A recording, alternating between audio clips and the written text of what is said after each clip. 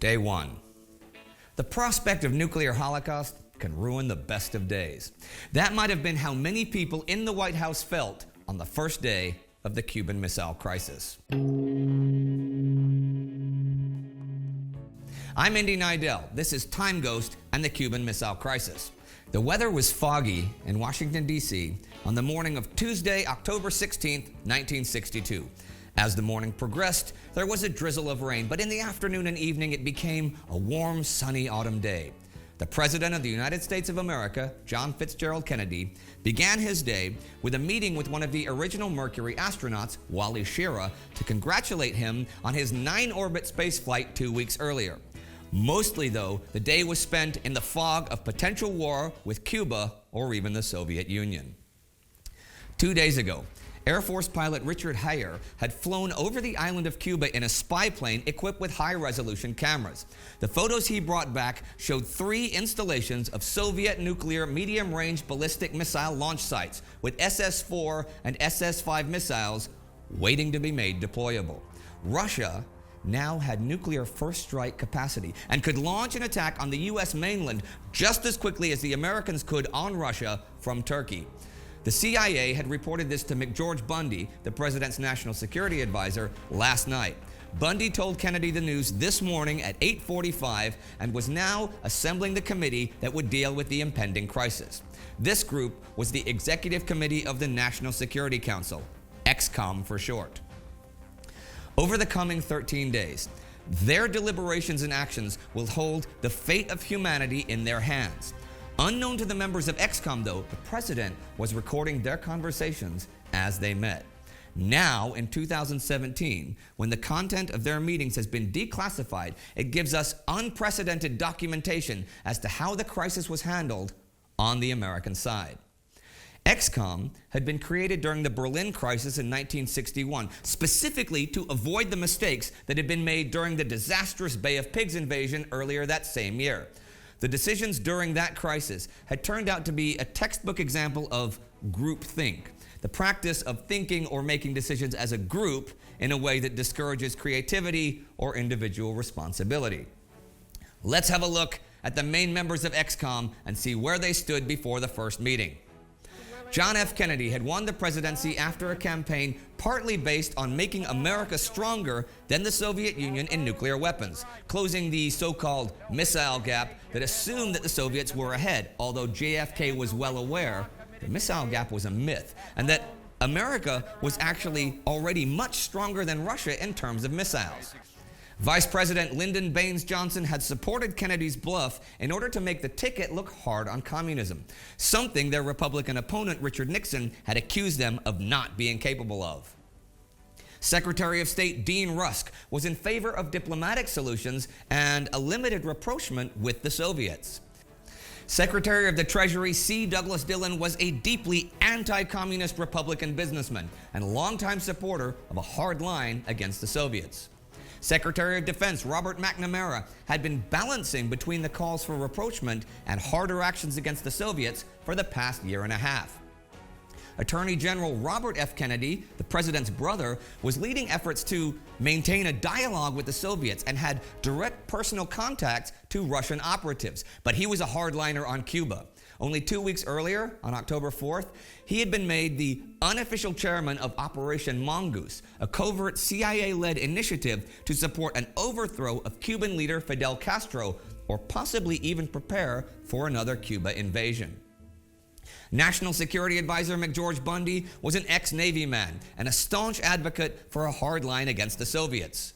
Director of the CIA, John McCone, had been the first one to suspect a military buildup on Cuba earlier this summer. McCone was a longtime supporter of military action against Cuba and an advocate of increasing the nuclear advantage against the Soviets. U.S. Army Chairman of the Joint Chiefs of Staff, General Maxwell D. Taylor, was a self-described two-fold hawk from start to finish. The Joint Chiefs, whom he represented, were also deeply suspicious of the Kennedy brothers. Shortly after 11 a.m. on October 16th, EXCOMM meets about Cuba for the first time.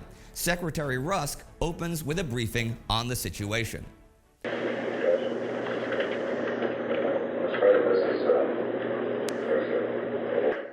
development. It's one that all of us had not really believed the Soviets could carry this far. He goes on to explain the options at hand.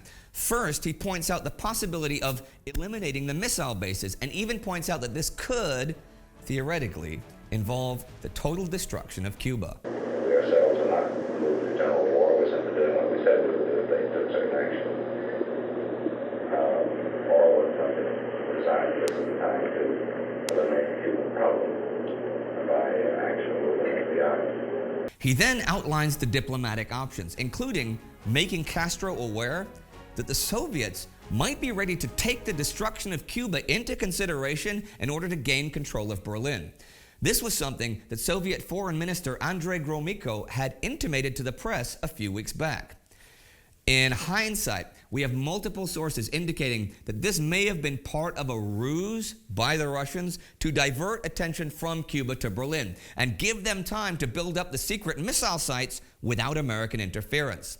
First Deputy Premier of the Soviet Union, Anastas Mikoyan, would tell Fidel Castro and the Cuban leadership on November 4th, "We let the Americans know that we wanted to solve the question of Berlin in the nearest future.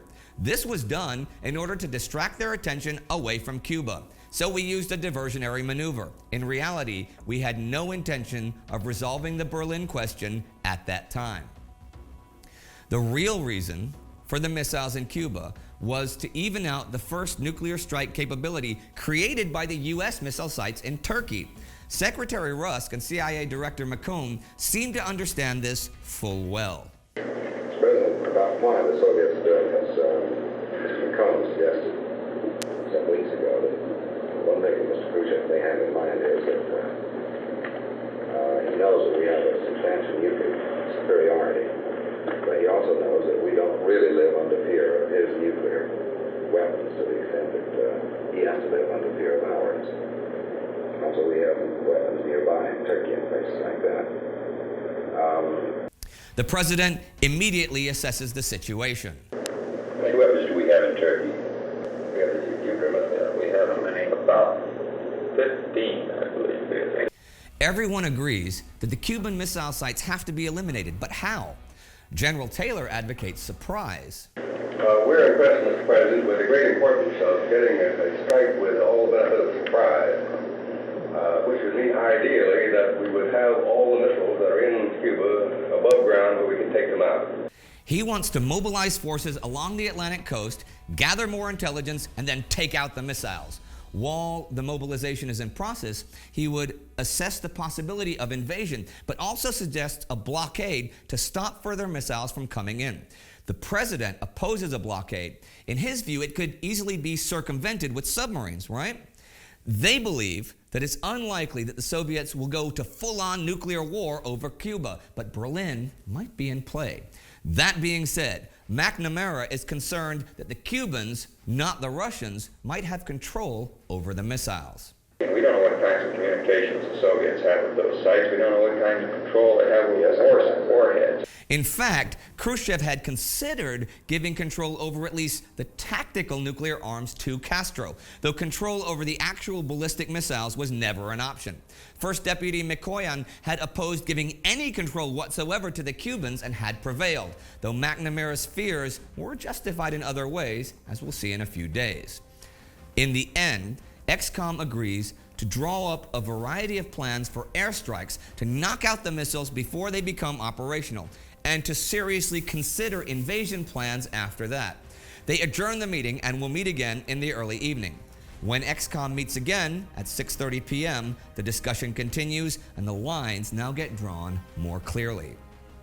The Joint Chiefs want to go for a full-scale airstrike to knock out all the missiles and any and all military aircraft on Cuba. It can be done with 24-hour preparations anytime after the coming Friday. They also think that an invasion should be left on the table. Secretary Rusk wants to explore political and diplomatic options. He's especially concerned about the effects of military action on the rest of Latin America and on the NATO allies. He's convinced that the Soviets are not ready to use nuclear force. Defense Secretary McNamara argues that the missiles haven't changed anything in practice. The U.S. still has a massive advantage in destructive deterrence. The Joint Chiefs strongly disagree. National Security Advisor Bundy believes in a limited airstrike as fit punishment and a warning. General Taylor is opposed for fear of not knocking out all of the missiles. Robert Kennedy wants to know if invasion after a partial strike is an option. His main concern is that if any missiles at all are left in place, they can be used to deter the U.S. from taking action against revolutionary activity in other parts of Latin America. The president expresses his shock that the Soviets have been willing to take this enormous risk of provocation. He's undecided what action to take, but wants to know if all possible options are in preparation. McNamara assures him that they are.